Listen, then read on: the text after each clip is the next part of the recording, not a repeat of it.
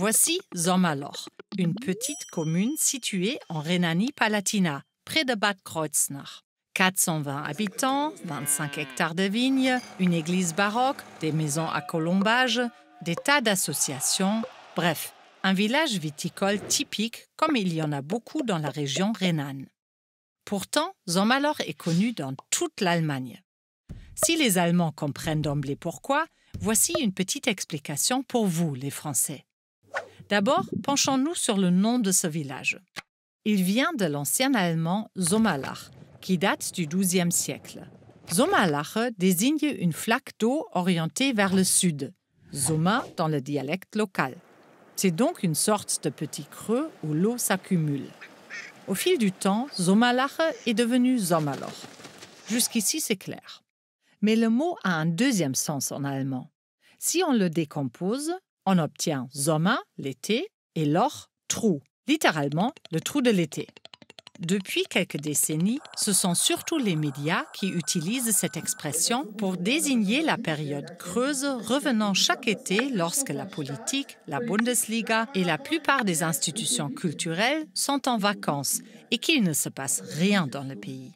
Les pages des journaux regorgent alors de sujets tels que la canicule, des ovnis soudainement repérés ou des monstres marins en Écosse. Un autre sujet de prédilection pour remédier au manque d'actualité, les animaux perdus qui réapparaissent par hasard.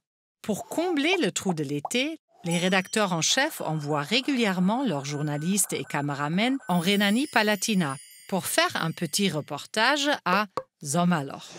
Les habitants ne comptent plus le nombre de récits faits sur leur petit village. En allemand, les expressions ne manquent pas pour décrire ce phénomène. On parle par exemple de Saure Gurkenzeit, le temps des cornichons, sans doute parce que c'est traditionnellement la période de l'année où on les met en bocaux. Les Anglais utilisent la même image quand ils disent Cucumber Time ou encore Season of the Very Smallest Potatoes, la saison des toutes petites pommes de terre.